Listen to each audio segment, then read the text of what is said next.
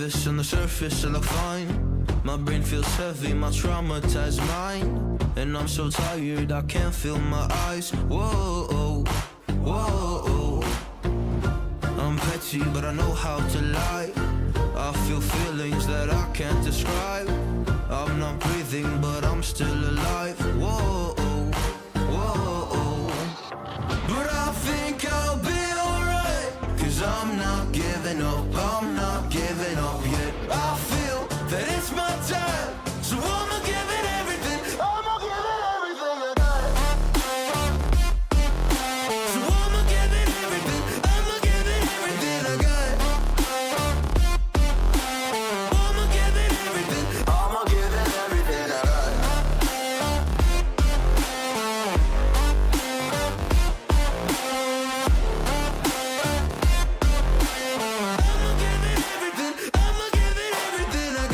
I still have hope. So many days have passed. I wait around for things to change, but change has not come fast. I'm asking all the questions, but then I question them. Like, what's the point of living, existing when you can't see your God in flesh? I'm looking for the answers, they say to pray instead. I think I'll find them one day, but with a helping hand. I know that it's not easy, but I believe I will. Yeah, I'll get over all my fears and really conquer everything. I think I'll be alright, 'cause I'm not giving up, I'm not giving up yet. I feel that it's my time, so I'ma give it everything. I'ma give it everything I got. So I'ma give it everything. I'ma give it everything I got. I'ma give it everything. I'ma give it everything I got.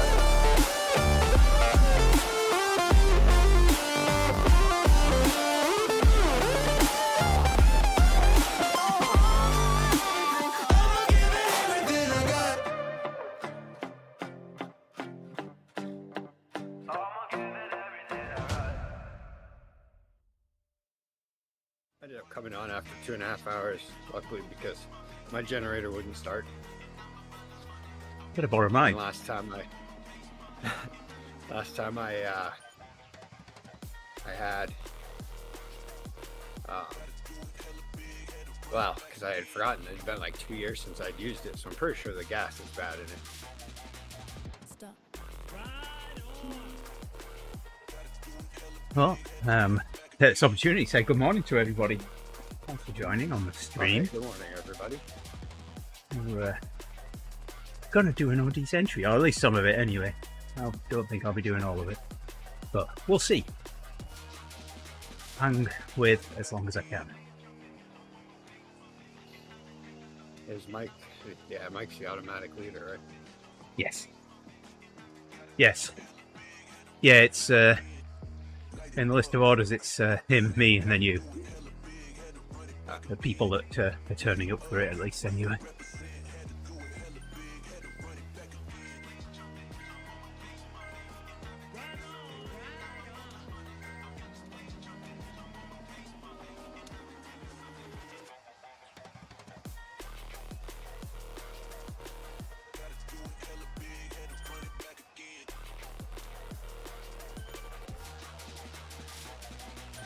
Stop.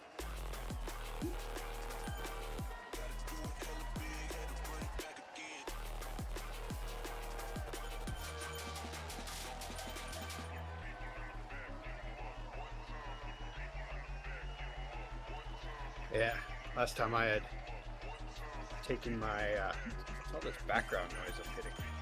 Does it sound like the TV? I was wondering who was up at this time with you. Yeah, Heidi actually woke up before me, came downstairs to watch TV. She was watching some Christmas movies. Sounded awfully tempting Stop. to lay on the couch and watch Christmas movies.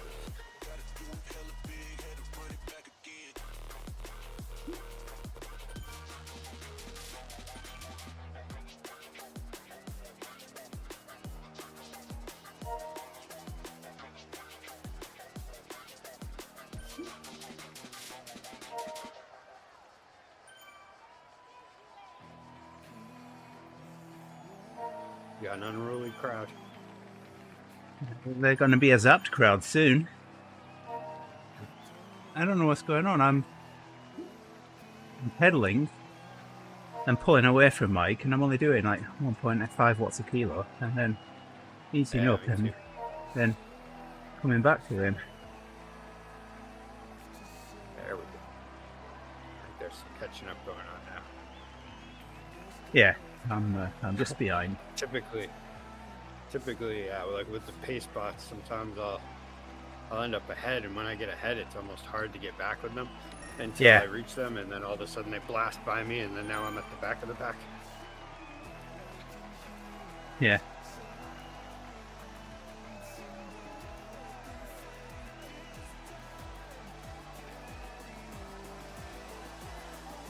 Yeah, that's a huge struggle with being a fat AF. Oh. Getting it tossed around. Good morning. Didn't realise you were there. Sorry. Yeah, I sneaked in the call. You know.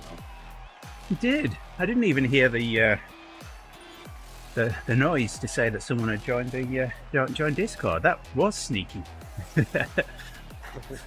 I got special permission, you know.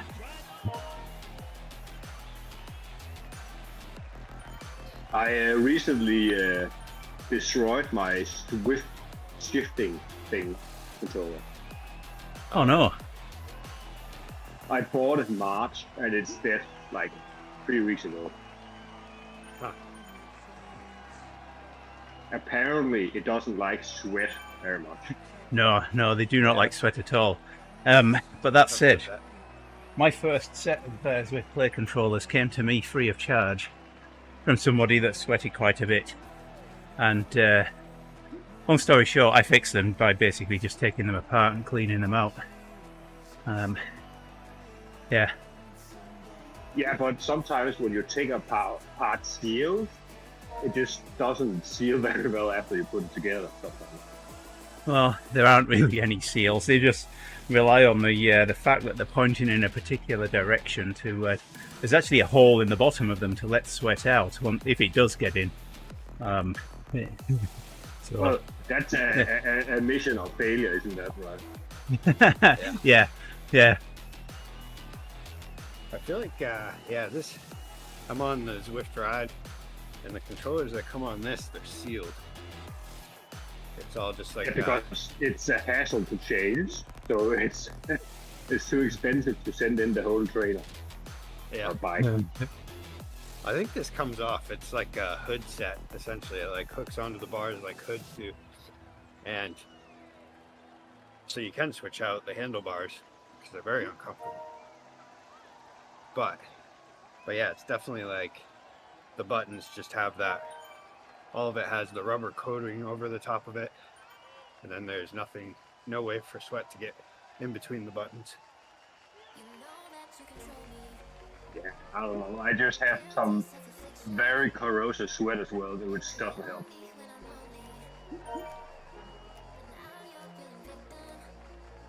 I have trained on my home trainer and like one winter, and when I took the bar tape off, it was basically, I can start over with a new handlebar now, I do. Yeah. Yeah, I had a dedicated bike on my other trainer for it. The through axle ended up snapping, and then I went tipping over right before a race. And ended up tipping over, and it bent the frame. And looking into new frames, it was like the best I could do was, or the Zwift ride package ended up being cheaper than buying a new frame, even with a discount. So I was like, yeah, I'll go for that. But that bike was pretty much, I didn't trust it outside anymore. There was a lot of corrosion going on. This bike is my old race bike, which I crashed 3 times at over 50 kilometers an hour. So I'm like, well, I think third time is the charm. It should be retired now. Yeah. So I got it insured, insurance claim, and then I just basically took it to a mate and then got it repainted, and now it's just Swift bike.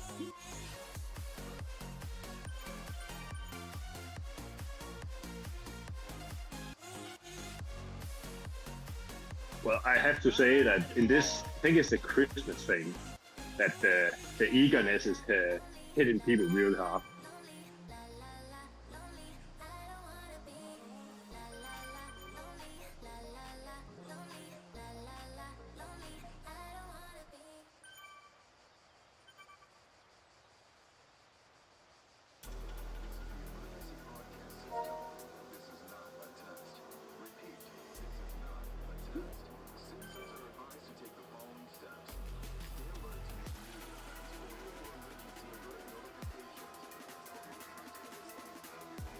So the only way I ride right now is basically on erg mode only.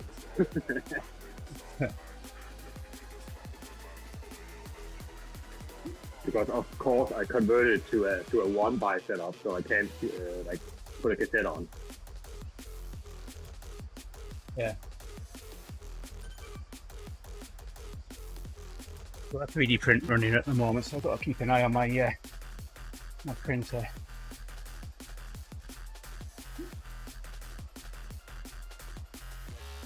Printed a What are we printing? Connect 4 game. A PX or PM? It's a game of Connect 4 where the tokens are spirals, and one set of tokens spin down the channels one way and the other set spin down the other way, and it sorts them out at the bottom when you want to empty the board. Oh, it's But, same as the principle as the what do you call them, coin separator thing, right? Sort of, yeah. Only this these rotate in the channels. Yeah. So I printed one board yesterday, but I printed it with a 0.2mm layer height, and I think that's a little bit big. So I'm printing it again with 0.15, and we'll see if that makes any difference. It only takes 10 hours to print. Yeah. Do you leave it going all night, or is it just an all-day thing? Um, You have to keep an eye on it. I prefer to be able to keep an eye on it, just in case. And this is also printing the other way up. There isn't as much material holding this to the build plate, so you know, I'm a little nervous in printing this the way up that I am. I printed it, I inverted it yesterday, and I think that's also one of the reasons that some of the channels are a bit sticky. Did you see my question I asked a little bit ago? What question was that? I asked if the ugly sweater contest that you won, did it take place in a sauna? I'm trying to figure that bit out. Oh. And then there was nothing. It was just like silence.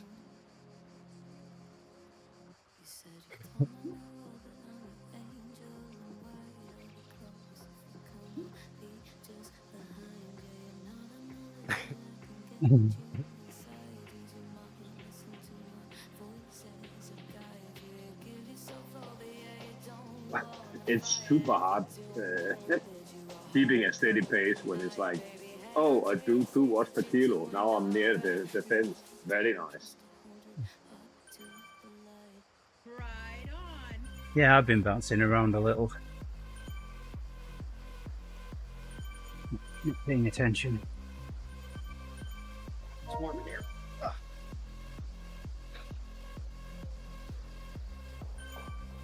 That warm-up we had at the end of last week really got the temperature up in this house, which is nice. I'm trying to keep it as warm as possible so that when the temperature does go back down again more, then it should stay comfortable in here. But it's a little warm right now. It's like 75 in here. I thought insulation and proper heating was the right call. Well, I go in. I don't know about the insulation in this house. It was renovated. Man, I guess now we're getting closer to 20 years ago. But Did you say and I think that 20? they did. I think they did add some, but I try not to rely on the furnace heat. We installed heat pumps, mini split heat pumps, one upstairs, one downstairs. And so, Oh, so trying to it's make that work. air-to-air heat pump. I see. Yeah. And so, it gets pretty cold here. Like, Just full disclosure, I am a CEO at a district heating company. So yeah. Oh, nice. that's why I'm like, I know pretty much everything about heating. Yeah.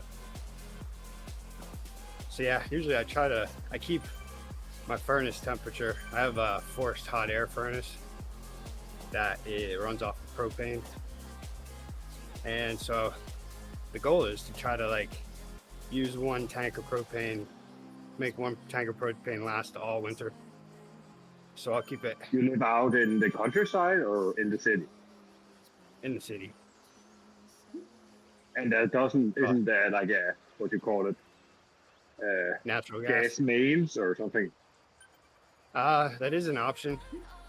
They do run down my street, but yeah, they didn't have it when I bought the house. And I just haven't wanted to do the installation. It's hell of expensive probably. Yeah, it might be. I haven't even really looked into it. Because, man, at this point, because when we first moved in and I looked at how much propane they were going through every year, it was something like 700 gallons. And I was like, yeah, that's a lot. I bet we could do better than that. And so we got the heat pumps. And with a little bit of like, you know, keeping it cool in here during the winter, just sweaters and like a heat blanket on the couch for if we're just sitting around. Then so far we made it work, but it sure is Why nice not have a heat pump to from air to water so you can get a bath on the heat pump as well? Yeah, we did look into that. I have an on-demand, like a Renai hot water heater, and it works really well. I like it. It's very efficient, but they're also finicky, especially once they start to get up near 20 years old. That was one thing I didn't realize. And there were lots of rebates for the heat pump hot water heaters. Yeah, so you have a combo unit basically. I also like that idea because then it's also a dehumidifier for my basement during the summer. Because during the summer it does get pretty humid down there. Yeah, the best heat pumps I know of is like the water to water heat pumps. Yeah. Okay. Because it's stable in winter conditions basically. All right. Yeah, so far I've noticed Fujitsu seems to do the best for at least for mini splits. That's what we have upstairs, and those work really well around here. Like I keep that thing set. It's also covering a slightly smaller area, but I can keep that, whatever temperature I have that set at is the temperature that everything up there will be.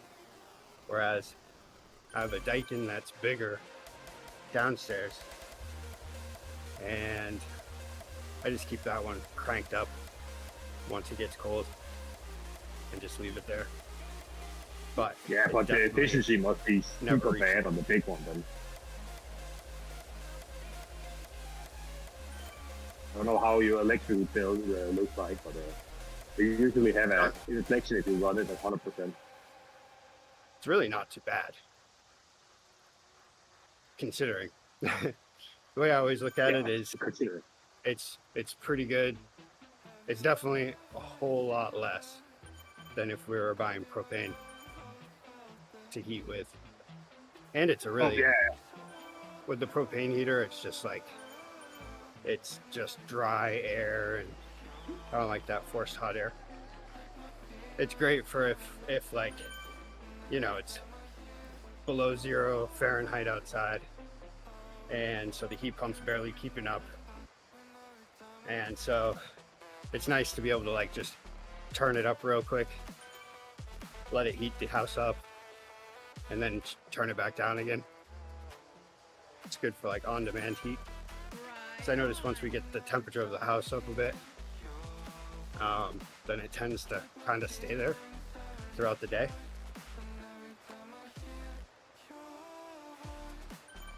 Yeah, I see it at work where like midday is always low point, no matter the temperature. Yeah.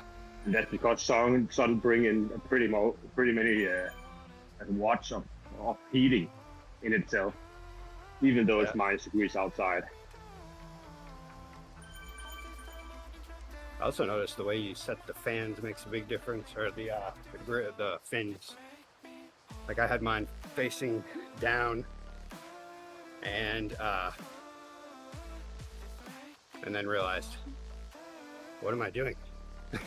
I need to have it so that it's more, you know, the flap is up, so it's more compressed and sending it out further. And yeah, I just changed it out so everything. the room doesn't feel like we have the warm cold.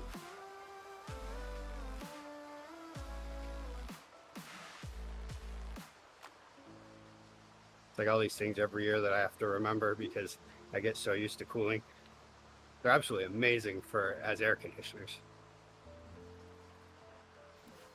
It stays really nice in there. Yeah, that's during the that's summer. one con that my company can't do. We only do heating, you know. Yeah. It's like, but I can deliver enough heat for like heating up the house for like 25 degrees Celsius, even though it's -10 degrees outside. So it's like Oh wow. there's some securities built in by having a company who has like main purposes to deliver heat, basically.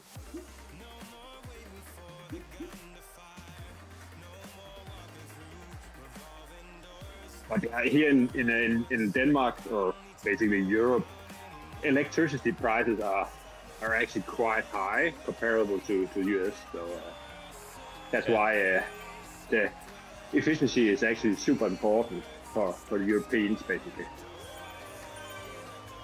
I guess supposedly, I live in Maine, and supposedly our electric prices are becoming the highest in the US. But we also we import most of our electricity from Canada, from New Brunswick. And so, yeah, that's been a part of it. Plus, we've been getting some pretty intense storms lately in the last few years during winter time, where it'll be like, where all of a sudden the temperature will get really warm, you know, like up to 10 degrees Celsius. And then all of a sudden we'll just get heavy winds and rain after everything's been frozen, and it creates so much damage. And so they realized in these storms that they needed to upgrade the infrastructure. And so then that's also been an extra charge that has been bringing bills up. Yeah, but we on viable, like what you call it, differential, like they have a time-based usage, so the cost per hour of kilowatt is changing over the day. And at the worst point, it is basically $8 for a kilowatt hour. Yeah, wow. Jeez. So that's why efficiency is actually no joke. Yeah. That's what I should do. Anytime I look at my electric bill and I'm like, oh man, this has gone up a lot. I'll just look up European electricity prices and I'll be like, Yeah, oh, you should do that. It's like, it could be far worse. Oh, Yeah, Maine ended up, Like- since Maine is such a natural place, and which is cool, you know, we definitely, it's a place to like hold on to the nature as much as possible and let the rivers be. But like we used to depend a lot on dam power, and we had our own power plants going on. But then with the climate laws that started to happen, then like the dams started to get torn down gradually over the last like 50 or 60 years, and then the dirty power started to be shut down, and then we started importing from Canada, because at that time it was a better deal than, you know, keeping things running here. And then now we're kind of in a place where it's like, would have been nice if we would have potentially focused on trying to get some clean energy going on in that time, because now all it takes is, you know, a new president that doesn't always keep the best international relations, and then all of a sudden prices go up. Yeah. And other issues, you know, like weather issues and storms and all that stuff. And also sometimes, and it sounds bad, but private companies doesn't always have the best of intentions. So we do have a commission, the Public Utility Commission, and so for all of that sort of stuff, they want a price increase, then they have to go through that commission and have it approved with reasons why they need it in order to make upgrades, or, you know, or whatever, because the idea is to, I'm assuming, is to keep, you know, them so that they're not going to, you know, go out of business or lose money, but yet so that they can't gouge the customer. So there is that. Yeah, but, because it's basically a monopoly sometimes, and it's like, that's really hard to self-control. yeah. Which then the only thing I worry about is, you know, money does things. Does it? Sometimes you're on a commission and you absolutely love it because you get paid all this extra money. Yeah. But I hope that's not happening. But there has been, I mean, there's been a lot of changes going on in the last, 5 years and whatnot. So it's understandable that there's going to be price increases every year until things get balanced out. You should not look into what is emergency standby grid power cost to operate. I have to have standby. That's insane. Yeah. Like a small gas turbine or a gas engine who's basically on standby if the grid has like a high surge, that's like low demand, like high demand and low supply. Yeah. And if those kick in, holy moly! Then just a generator. That's basically like a big, what you call it, ship engine with 16 cylinders turn on, and it's like brum, and then it's like generating. Like they have a response time of it's 5 seconds to turn on. So, but the money they can rake in, that's expensive. Yeah. We have multiple V16 turbocharged diesel engines running generators in our data centers. It's they used to test those once a month, and I got an opportunity to stand next to one of them when it started up. That was awesome. Yeah,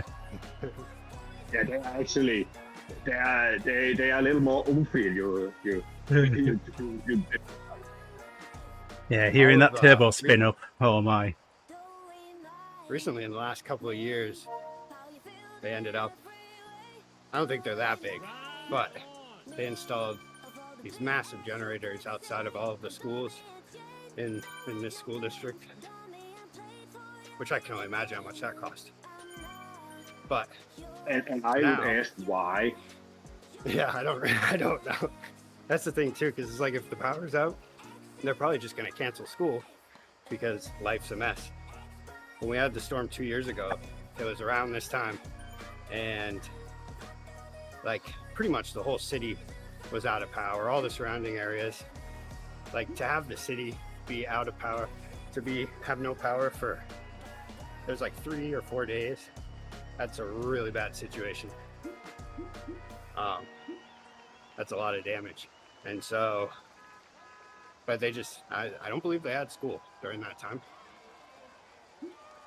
More like It was kind of, what have head torches and brooks and whiteboard done to anyone? yeah. Well, that's the thing. Some kids would be like, all the kids that live in houses where there's no generator, they'd be like, I want to go to school so I can charge my phone and be in the light for a little while.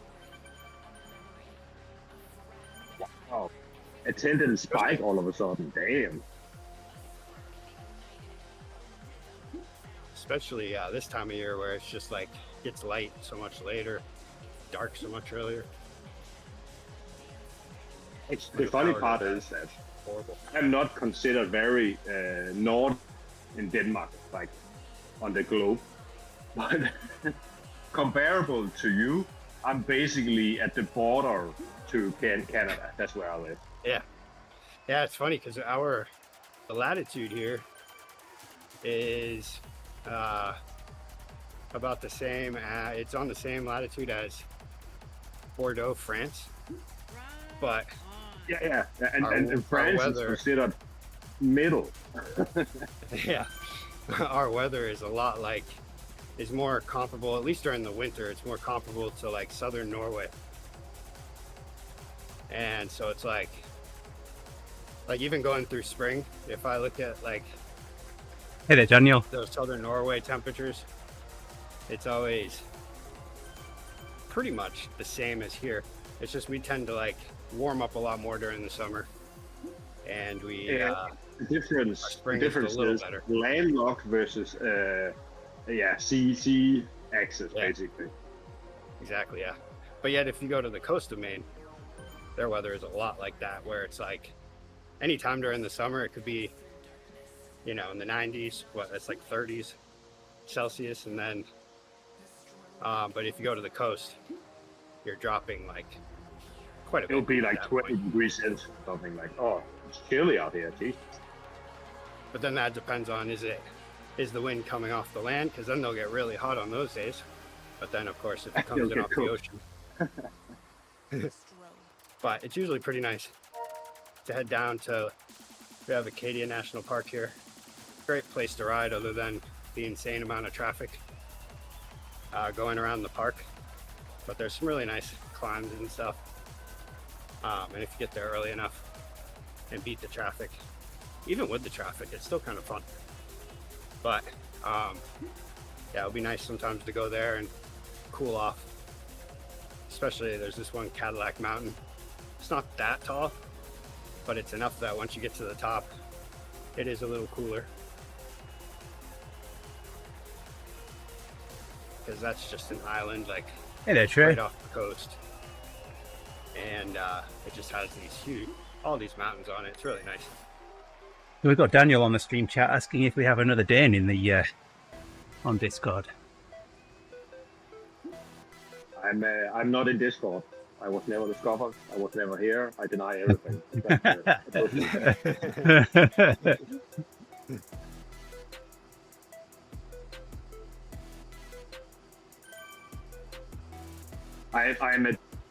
I'm sitting in zone 1 because the pace is weirdly low somehow. Yeah.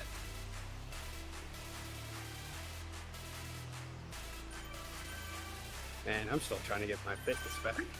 So this works beautifully. Trey, why aren't you riding?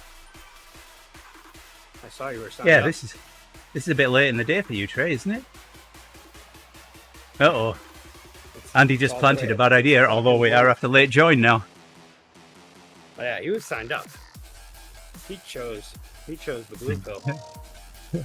Yeah. Yeah, on the stream chat, Daniel It's an just said, illusion of choice, man. Daniel just said you can't hide from your accent. Yes. After riding with Uber for as long as I have, I can spot a Danish accent right off the bat. Well, it depends on how hard I try to hide it. Yeah. I sometimes have some, what do you call it, international friends I game with on a computer. And I've been gaming with them a lot. It actually sounds like another accent as well. That happens to me when I go, especially when I go south. If I go to Texas, that accent is so easy to pick up, and it kind of goes with everything there. And I'll just start, like, my words will start slowing down, and you know, I just start having a little bit of a twang on it. Actually, in Denmark, like the accent is basically my local dialects is actually like the Texas dialect. Like it's slow, it's mumbly, it's it's like it's called rural basically. Okay. Well, I can't say anything because you wouldn't understand the thing, you know. So it's like, what's the point, you know? I would speak in codes to you. No, I'm western, southwestern from the mainland, basically.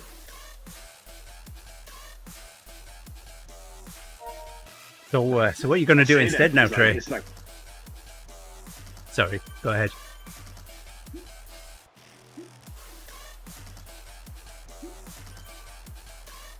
What you were supposed to do, Trey, is you're supposed to get on the bike and start riding it and then troubleshoot. While you're streaming, so that you can get all annoyed with it not working right. Yes. Yeah, that's entertainment for us all. Not that anyone does that at all. Yeah. Man, especially when you wake up this early and then you're like, all right, I'm going to do this. And then things don't work. That's so annoying. And then it's just me who just woke up late. It's like, maybe I joined this one because it's a little later group.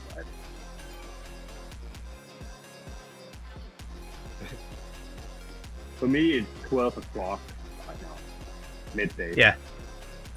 5 a.m. here. I like this because it's like, now I'll be done with this and probably no one will be awake. So I think Heidi just went back to bed. And I'll be all showered, ready to go. Maybe I can work on trying to get my generator to start for the next time that the power goes out in a couple of years. Oh yeah, so last time I used my generator 2 years ago, I mean, at that point I'd stopped treating the gas because why would you? For the ethanol and whatnot. And so I just dumped in a healthy measurement of stable ethanol treatment into the tank, shook it around a bit, and I was like, that should hold it. Apparently not for 2 years though, I think. So yeah, but yeah, when I always was in the drain process mine. of doing that, I was also drained the shit out of it. Yeah. I should do that from now on. Well, now, so last time I had a siphon. I went and bought a nice siphon, and then set it down on the pavement and had to move one of my vehicles and backed over it. And I was like, well, okay, I'll have to get one of those eventually. So I just never got one until yesterday when I was out Christmas shopping. I went and got one in an extra gas can, so I'll siphon that out today and then put some new gas in, just see if that'll work. Check the oil as well, like the lubricant. If it has stood still for 2 years, it should also be changed for sure. Oh yeah. Well, that was the thing too. I was looking at changing the oil on this thing. Wow, not ideal. I'll tell you that much. I think I was going to change usually the oil on. It's an indicator you bought it too cheap. Usually. Well, I did. I did kind of. It's a 6,500 watt generator, but it was like $1,000. So It's way it too was cheap. kind of Way too a cheap. good deal. It was a good deal Like for it that should many double watts. to get something proper. It can definitely power my whole house and probably have room for a little more. I know it did my brother's house, and he also has like he's in the country, so he has a well pump, and it still handled that fine.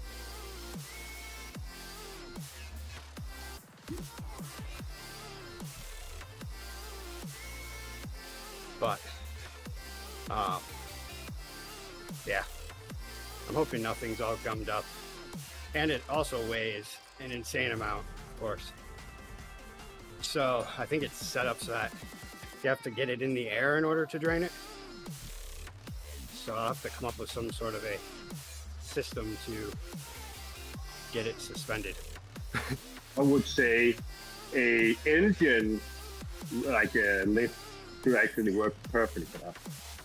Yeah. And I do have some jacks. Bought a couple jacks when this massive playhouse was delivered to me for my granddaughter. My wife had been offered it. We just had to get it towed, or no, it was even towed over for us. It was like on the back of a flatbed tow truck.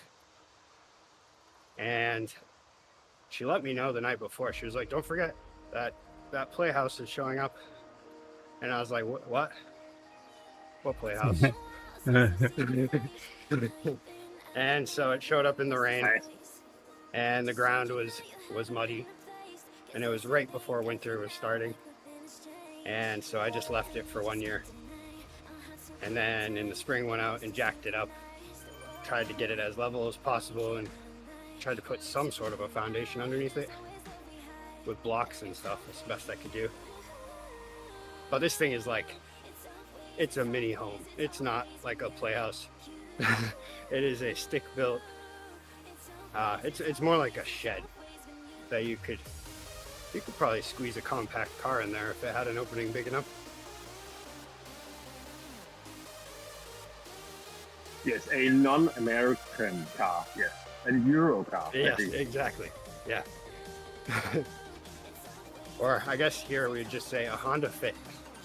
That's about the only vehicle that's small enough to fit in that. Oh, like the classic. It's the Civic, I see. Yeah, it's like, it almost looks like when you see people driving it, you can just imagine if they get hit by any one of these other vehicles, it's just going to go tumbling like a toy car. And it looks like they're wearing the car. Yeah, but that's just the funny thing is, it's the wrong approach to safety. Yeah. Because if everyone was driving affordable small cars, everybody would be safe. Yeah. Well, everyone is buying tanks, basically.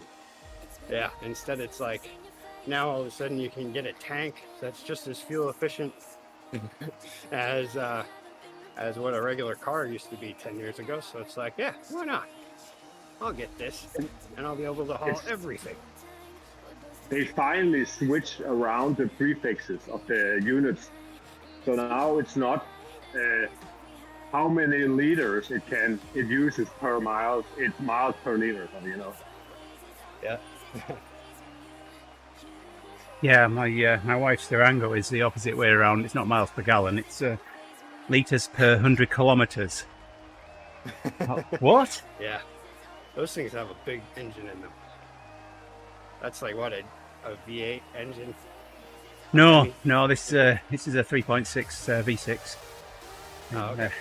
In Yolanda's. We I was gonna skipped say, the Dodges can go in. we skipped the SRT. Yeah. Oh, okay, that's only in that version. Yeah. One thing I'm a big fan of is the crossovers. I like something that is smaller and lighter, doesn't need a huge engine to go, but is all-wheel drive, because that's critical here, and you still have like storage space, and it still kind of feels like you're driving something a little bigger. You're not like sitting on the ground. but they're a Why lot more not fuel efficient. Why not just a Supra Impreza station wagon? Well, those are pretty popular here for sure. Subarus are like the number one.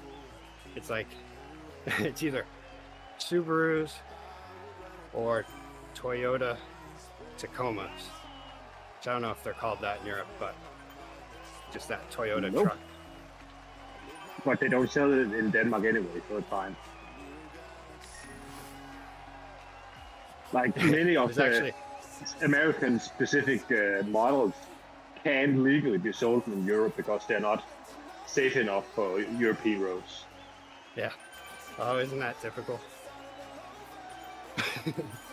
A lot of American food can't be sold in Europe because it's not safe enough for people to eat. There's way too much sawdust in American food. We don't like that shit. It's a Oh, yeah, Subaru crossover for the That's win. great. Those cross treks are pretty cool. I like Mazdas though. I'm a big fan of Mazda.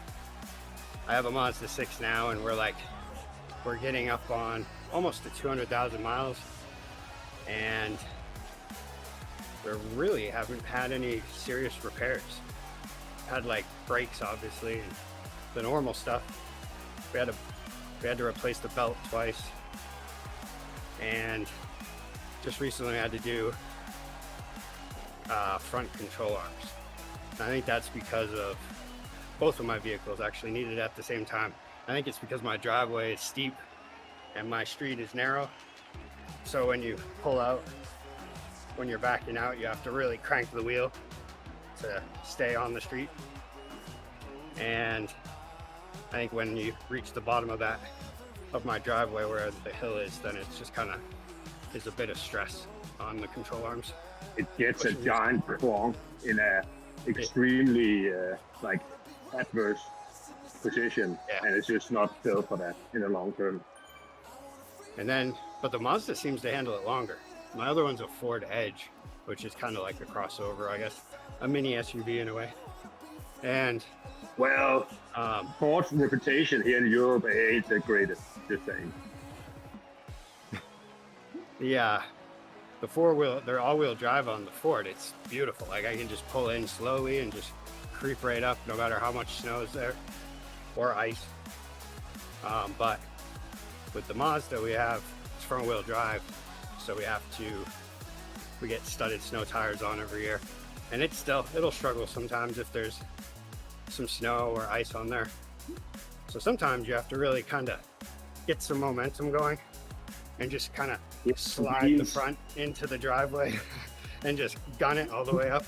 and I think that's a bit of impact, a little bit of stress for the control arms. But it's fun. Except I have a cracked bumper because while most of the time You did I a do it little fine, too eagerly for what? yeah, all it takes is one time that you accidentally bounce off of the icy snowbank. Yeah, I recently just bought a brand spanking new Skoda Enyaq. So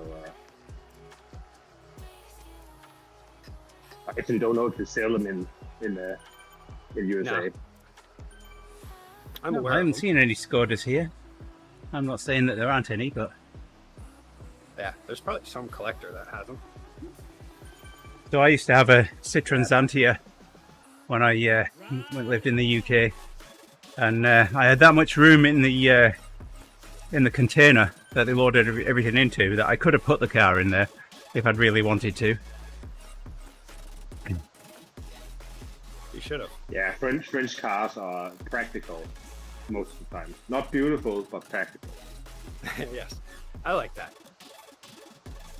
That's my kind of thing. I like something that's practical. I don't need to be showy. Like even if I could have a Cybertruck, I would not have a Cybertruck because I don't need that in my life. I'm not that guy. I just Who would want be something stupid enough that's all-wheel to buy drive. that? Something that's all-wheel drive that handles well and gets good gas mileage. And if I need to speed up to catch a spot in traffic or something, or going up a hill. I like it to be able to keep up with that a little bit, but nothing crazy. To be honest, you are pretty much sold on the station wagon from the Impreza four-wheel drive. It sounds like the perfect car. It does, yeah. I mean, I would love to have one, for sure. But because that Mazda is so good, it's like now I want to get one of the Mazda crossovers, you know? And they're pretty inexpensive compared to a lot of competitors. And so far, we've had 2 Mazdas, and I do believe that they are a very reliable vehicle. And they like retain that feeling. Not like some cars, once they get older, they just start to have this like old car feeling. When you hit the bumps, they're just kind of more likely to bounce around a little bit. It's like, even if you don't keep up on the suspension parts in a Mazda, it just still has that like sporty, firm kind of feeling to it. I feel like that's normal here in Europe. Like if you buy a Volkswagen or Skoda or any other like established brand here in Europe, they're like expected to last like at least 15 to 20 years at least. I've also noticed, I don't know about new Volvos, but old Volvos seem to like just be that kind of vehicle that you just drive them. Don't really worry about anything. If something starts making noise, it's probably fine. It'll make it. You should not look up the safety records of the old F40s, those bucket ones. Yeah. They are like insane. They're Really? so rigid that the car would actually be fine, but you will be like knocked out and unconscious because it's so rigid. You're just in a metal can. Basically, you are in a steel beam construction who's like rigid AF, and it's like there's no crumble zones. It's just you are the crumble zone, basically. Funny enough, the vehicle seemed to sustain no damage, but we couldn't find the driver. Well, Until the occupants has been flattened a bit, but not straight him out. It should be fine. Don't worry about it. And your car will be drivable within a week, so good luck. Yeah. we ended up finding the driver a kilometer up the road, laying in the ditch.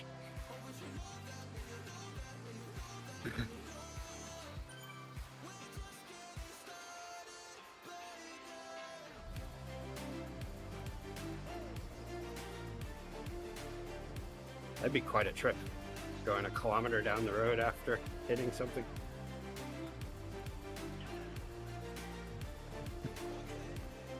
I guess it depends how much ice there is about. Yeah, exactly.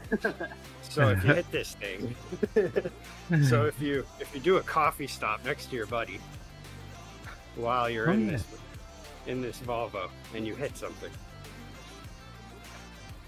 that was one of the bugs that when the coffee stop first came out, Andy and I discovered that if you take a coffee stop next to each other with no one else around, or if everybody coffee stops at the same time, you gradually start to build speed. And what did we hit? We were like over 600 kilometers per hour, right? Yeah, 600 and something kilometers an hour. We were just flying by people. Could only imagine if they could even register us on their screen, just what it looked like when we were passing people.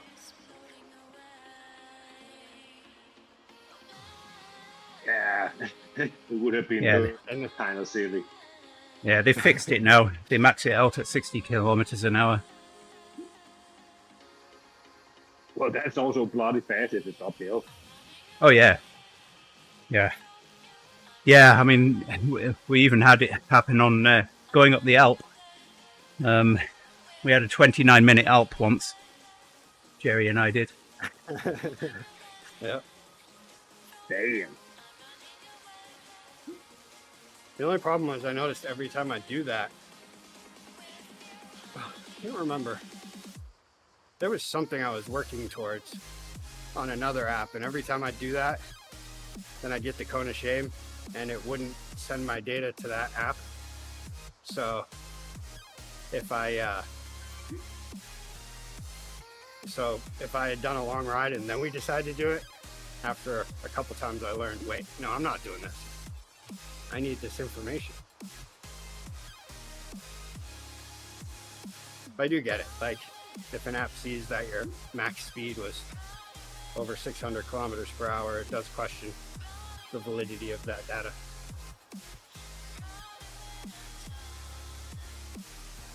You guys see the guy going for the world's fastest bike record? Yeah. Bringing out at the back of the car. That's pretty crazy. Yeah. At it was 170 they did it on miles a an hour. runway. They did it on a long runway. The only problem was the guy driving the car. Eventually, he gets to the end of the runway, and so then he has to slow down a little bit. And going that fast, I can't even remember what the speed was. It was something like 175 miles an 180 hour. miles. Yeah.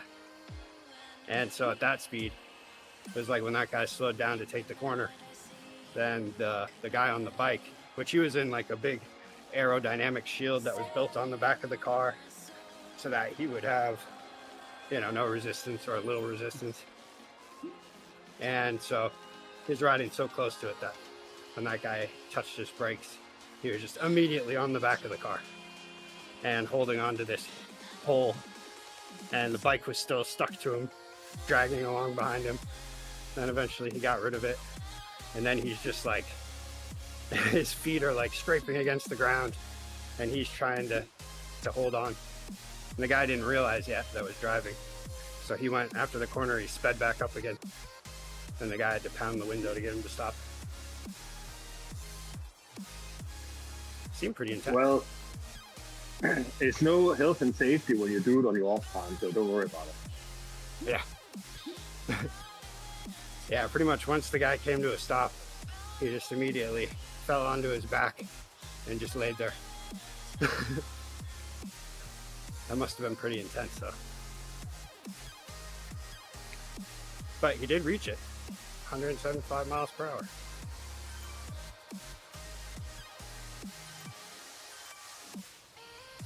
I mean, I've virtually been faster on a bike, but Well, coffee cheating doesn't count.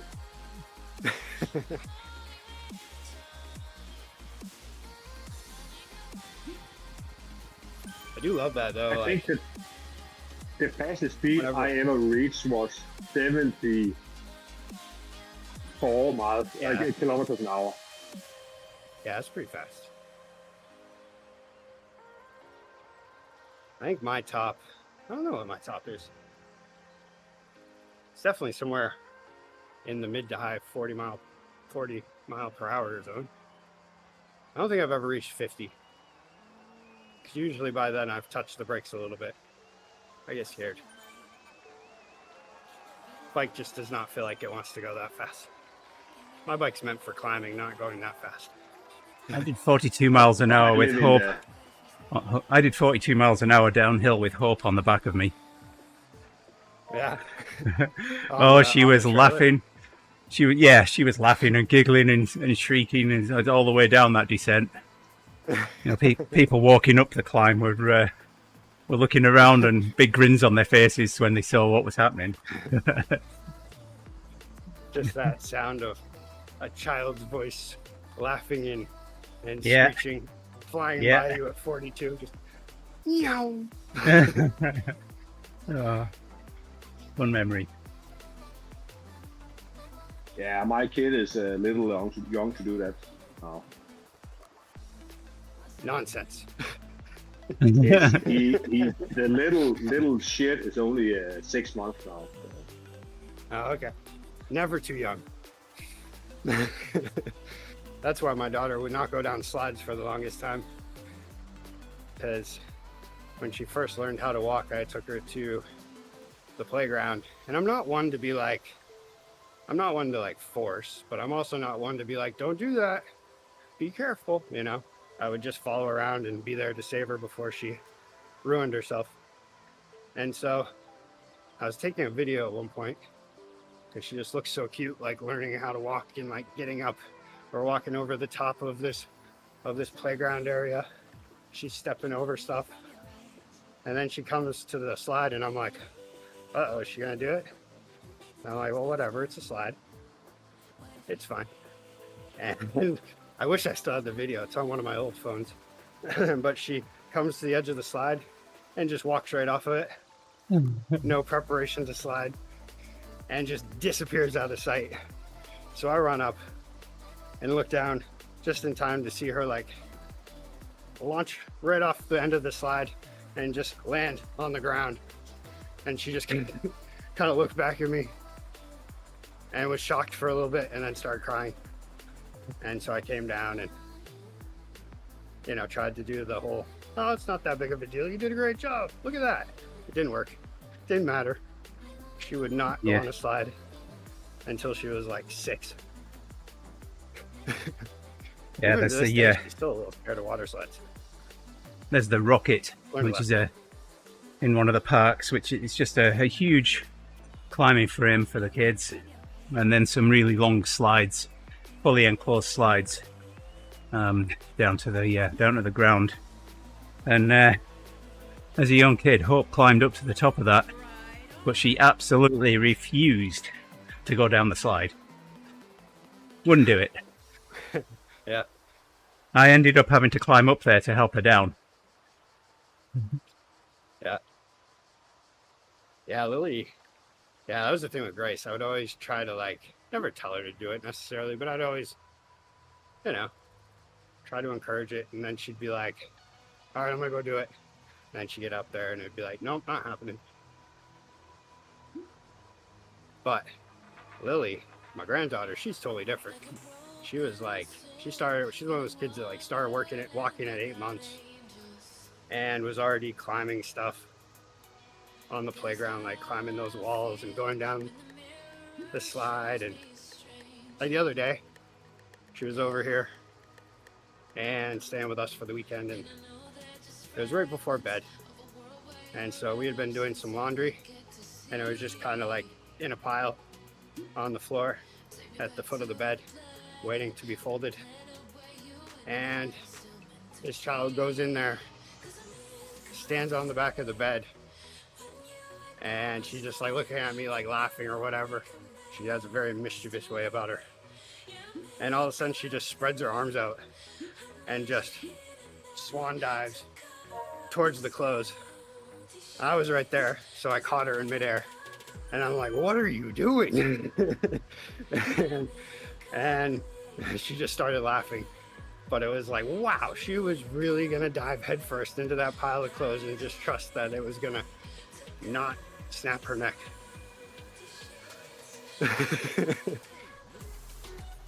Well, I remember like crawling up to like 10 meters high trees when I was young. Yeah. I would have bet that my mom and dad would have looked at that and like, you come down there immediately.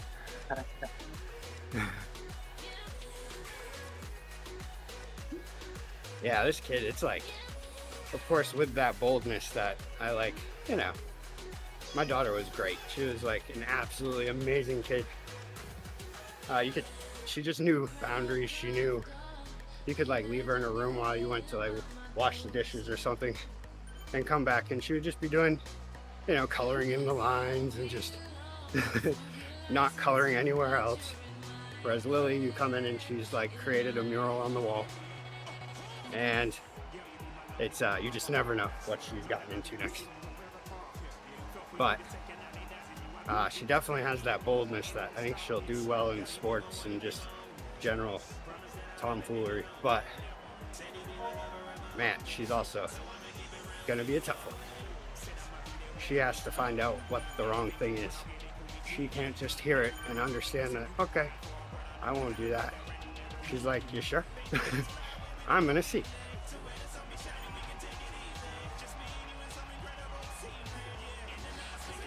She should be a pretty interesting kid to watch grow up. But yeah, she's my stepdaughter's kid. My daughter's only 16, so she's not my blood granddaughter, but pretty much I raised her mom from 8 years old on.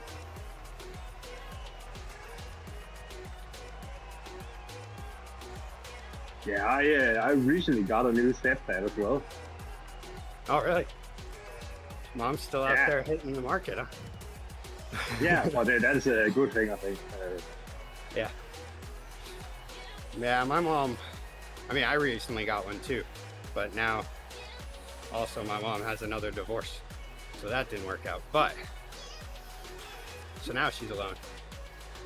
And now I was over there last weekend, and it's kind of sad listening to her talk about regrets. Like her first husband. She was like, I wish I would have been able to just settle down, but I was just a young, attractive blonde girl that knew that I could get most of the guys that I wanted. So, and he just wanted to stay at home and build a family. And then she married my dad, who was definitely I like to go out to eat. I like to go out and dance. And then she found that that was too much and she just wanted to be home. But yeah, she has a lot of regrets. Now she's like 77. I think she just turned 77. Yeah, I don't know. Trying to get her into. I'm 30, into a so yeah, he's not that old. Yeah. I think I was like, yeah, I think the last time my mom got married, I was in my 30s. I know that. But this was the worst guy so far. I think she kind of got desperate and chose a guy that she thought was like my stepdad, who is he's an alpha male, but he's a really like Insecure thing, right? well, he's very vulnerable. He's a vulnerable guy who is also the leader of men. And he's actually he's a really cool guy. And so that's one regret she has, was leaving him, because he's at that time he was on the road preaching, so they'd move a lot. They lived out of a big RV. And so she didn't want to travel around and, play the social wife. So she moved back up here for the first time since she was like 40. And then met this guy who seemed like an alpha man. He's like a border patrol guy that he was high up, according to him. And so he has friends in Colombia and all this stuff. So they would take trips to Colombia and just a real insecure, fake alpha male kind of guy. And he ended up being a little abusive. I eat those guys up for breakfast. Yeah. Yeah. It's like, they just try to like, oh yeah, I do like exciting things. It's like, oh, cute. Yeah. Cool. Let's talk about something different, and they can't like mansplain, do like, oh, it's like, oh yeah, cool. That doesn't matter. Fuck you. Onwards to more important topics then. I always tried to get along with him. Like I would play, like I typically do. I give the person a benefit of the doubt until I start feeling like they're insulting me. And he always ended up making me feel that way. And he would try to get me into this back and forth type of a thing. And I just wouldn't do it. And man, I was just trying to avoid a blow up.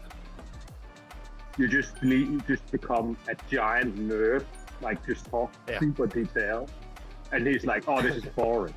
And then he changes the subject. I did that sometimes, yeah.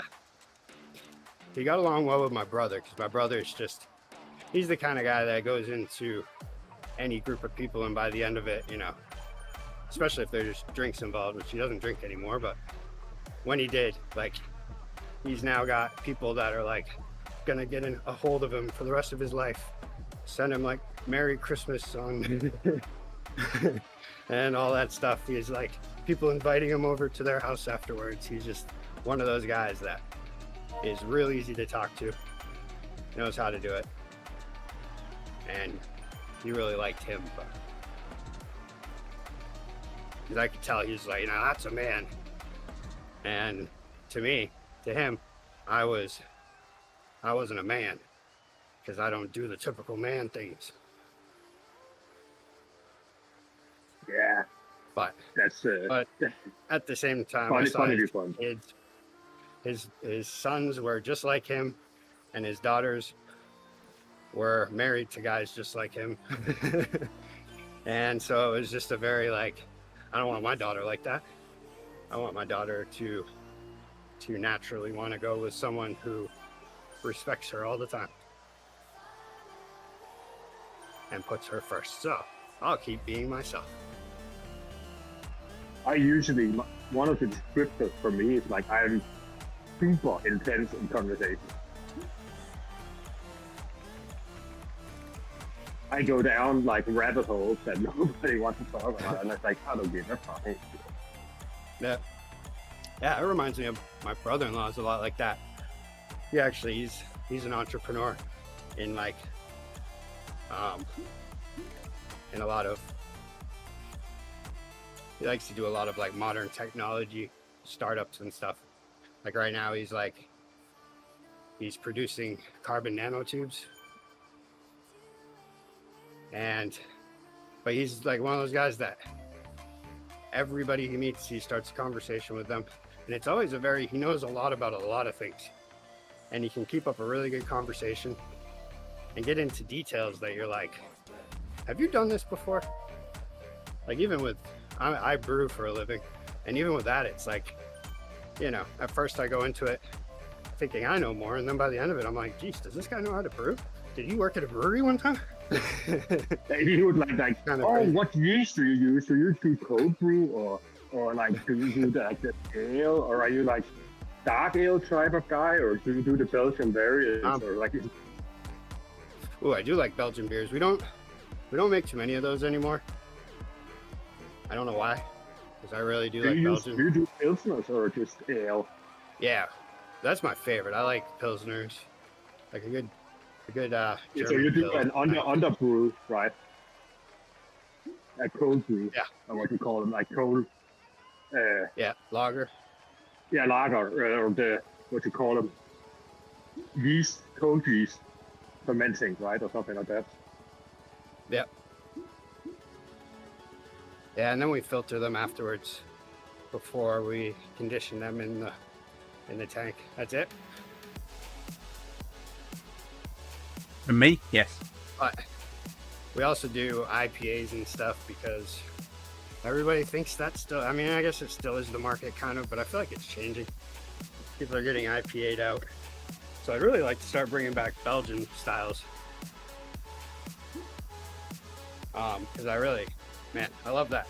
We have a really good Belgian style brewery in Maine called Allagash. And they do a lot of collaborations with a lot of Belgian breweries and stuff, and they've gotten huge. And those are definitely some of my favorite. Their wit beer is like my go-to. If it wasn't, I can't drink too much of it because it's very full, and I always seem to gain a bit of extra insulation whenever I drink too much of it. But Right, boys and girls, Holly's on, so I'm going to send everyone on the stream over to Holly. I'm going to continue to chat with Rick and friends here, and we'll see you tomorrow. All right. Get this rating, please. all right, we don't have anything to talk about. Oh, you fill the time pretty well. For sure. We've talked about cars, heat pumps, brewing, families, kids. We've had quite a few different subjects on, so you've been listening. Oh, the raid's taking man. forever again. Right, get the outro played.